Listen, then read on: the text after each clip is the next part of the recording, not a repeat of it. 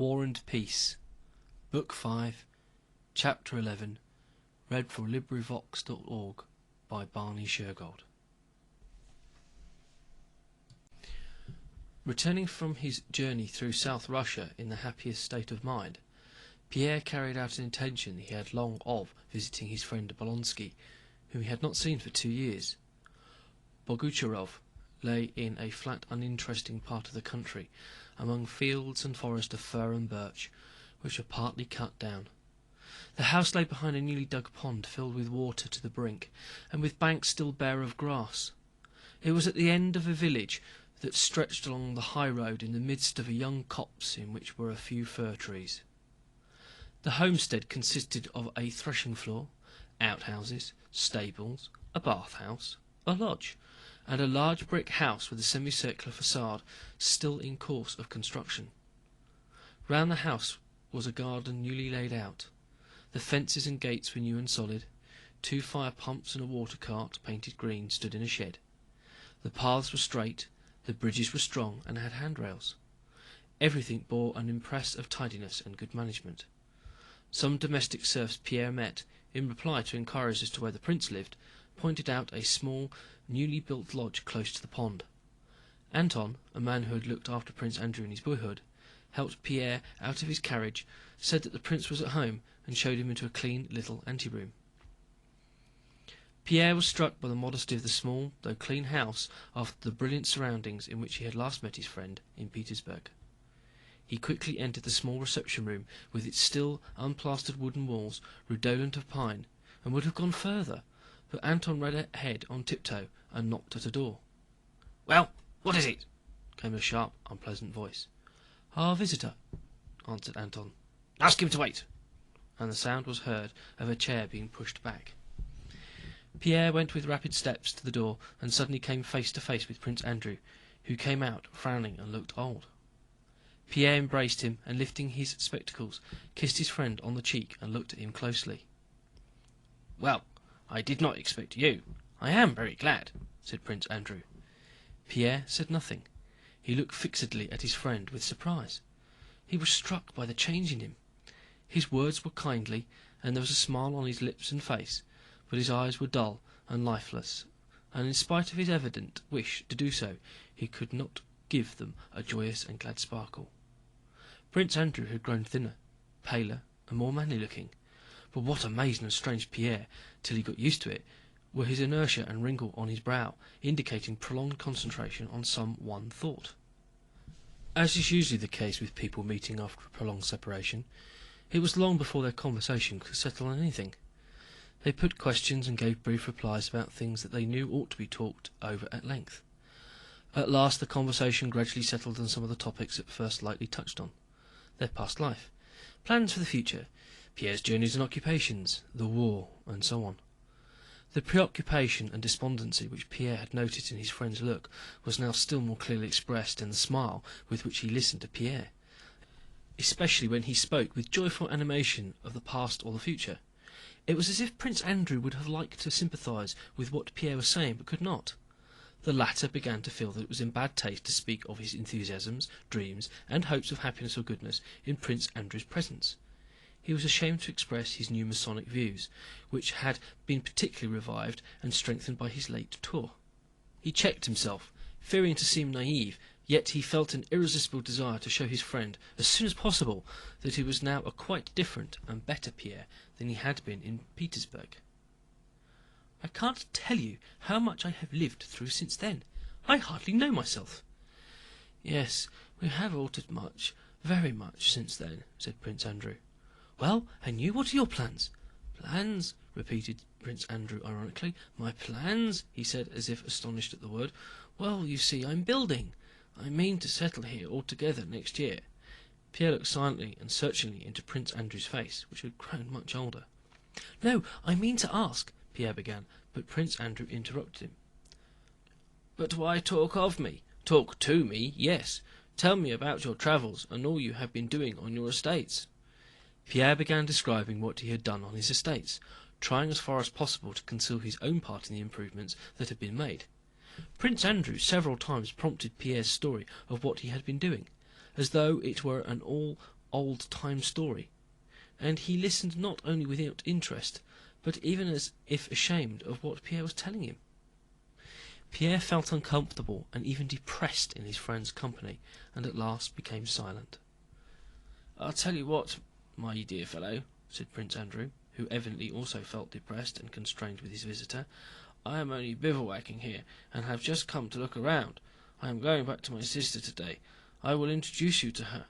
But of course you know her already," he said, evidently trying to entertain a visitor with whom he now found nothing in common. "We will go after dinner. Would you like now to look round my place?"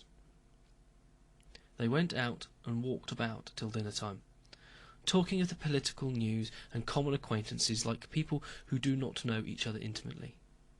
Prince Andrew spoke with some animation and interest only of the new homestead he was constructing and its buildings, but even here, while on the scaffolding, in the midst of a talk explaining the future arrangements of the house, he interrupted himself. "However, this is not at all interesting. Let us have dinner, and then we will set off." At dinner, conversation turned on Pierre's marriage. "I was very much surprised when I heard of it," said Prince Andrew. Pierre blushed, as he always did when it was mentioned, and said hurriedly, "I will tell you some time how it all happened, but you know it's all over, and forever." "Forever?" said Prince Andrew. "Nothing's forever." "But you know how it all ended, don't you? You heard of the duel? And so you had to go through that too? One thing I thank God for is that I did not kill that man," said Pierre. "Why so?" said Prince Andrew. "To kill a vicious dog is a very good thing, really." No, to kill a man is bad, is wrong." "Why is it wrong?" urged Prince Andrew. "It is not given to man to know what is right and what is wrong. Men always did and always will err, and in nothing more than in what they consider right and wrong."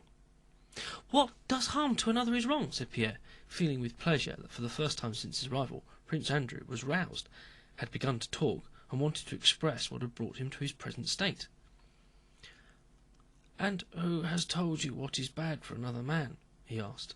Bad!" exclaimed Pierre. "We all know what is bad for ourselves." "Yes, we know that, but the harm I am conscious of in myself is something I cannot inflict on others," said Prince Andrew, growing more and more animated, and evidently wishing to express his new outlook to Pierre. He spoke in French. "I only know two very real evils in life, remorse and illness. The only good is the absence of those evils. To live for myself, avoiding those two evils, is my whole philosophy now."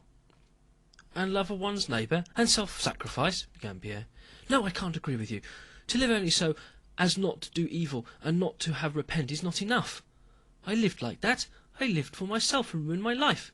And only now when I am living, or at least trying," Pierre's modesty made him correct himself, "to live for others, only now have I understood all the happiness of life. No, I shall not agree with you, and you do not really believe what you are saying." Prince Andrew looked silently at Pierre with an ironic smile. "When you see my sister, Princess Mary, you'll get on with her," he said. "Perhaps you are right for yourself," he added after a short pause. "But everyone lives in his own way. You lived for yourself, and so you newly ruined your life, and only found happiness when you began living for others. I experienced just the reverse. I lived for glory, and after all, what is glory? The same love of others, a desire to do something for them, a desire for their approval. So I lived for others, and not almost but quite ruined my life. And I have become calmer since I began to live only for myself." "But what do you mean by living only for yourself?" asked Pierre, growing excited. "What about your son, your sister, and your father?" "But that's just the same as myself. They are not others," explained Prince Andrew. "The others, one's neighbours, les prochains, as you and Princess Mary call it, are the chief source of all error and evil. Les prochains, your Kiev peasants to whom you want to do good." And he looked at Pierre with a mocking, challenging expression. He evidently wished to draw him on. "You are joking," replied Pierre, growing more and more excited. "What error or evil can there be in my wishing to do good, and even doing a little, though I did very little, and did it very badly? What evil can there be in if unfortunate people, our serfs, people like ourselves, were growing up and dying with no idea of God and truth beyond ceremonies and meaningless prayers, and are now instructed in a comforting belief in a future life, retribution, recompense, and a consolation?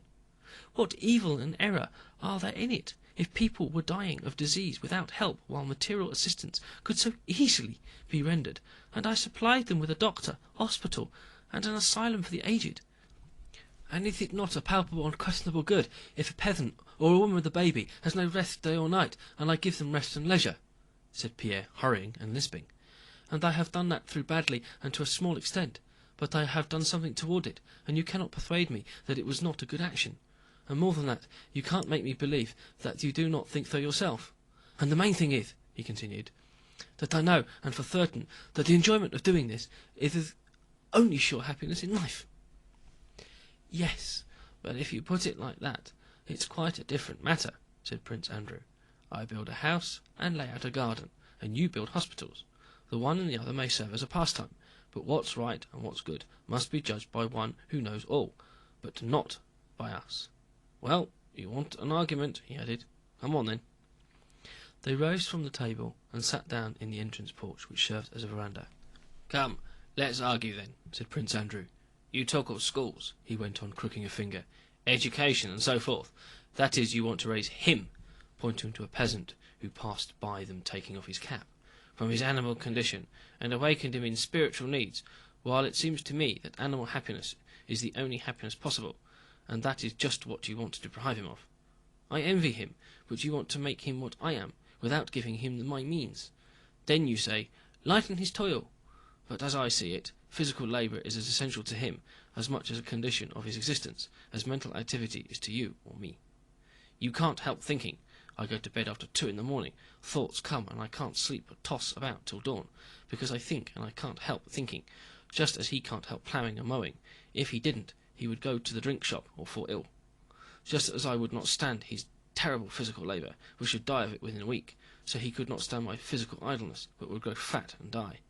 The third thing, what else was it that you talked about?" And Prince Andrew crooked a third figure. "Ah, yes, hospitals, medicine.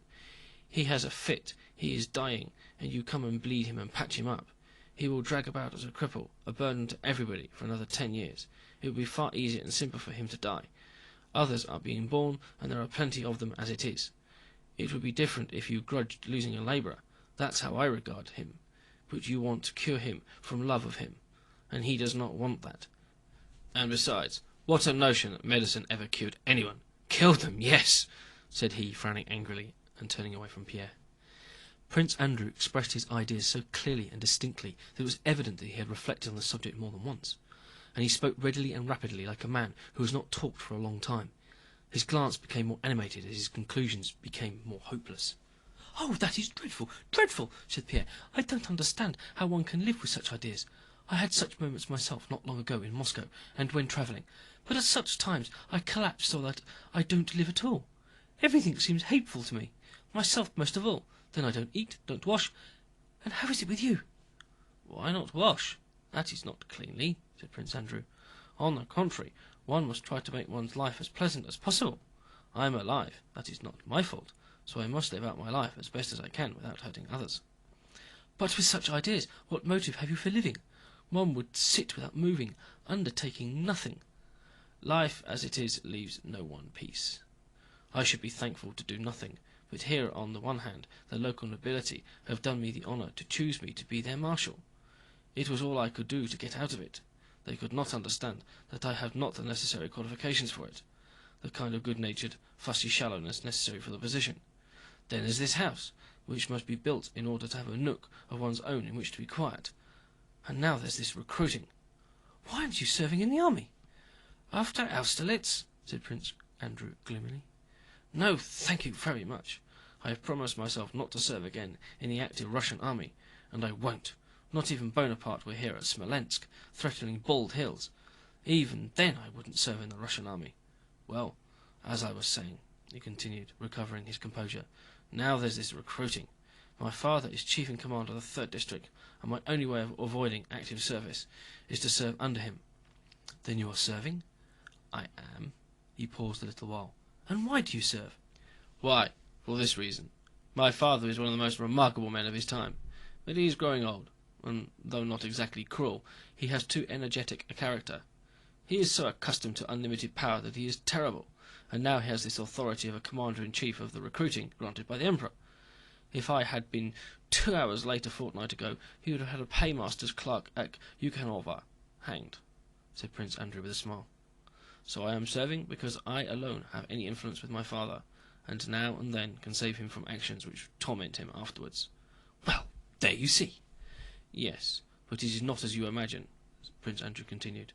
"I did not, and do not, in the least care about that scoundrel of a clerk who had stolen some boots from the recruits. I should even have been very glad to see him hanged, but I was sorry for my father. That again is for myself."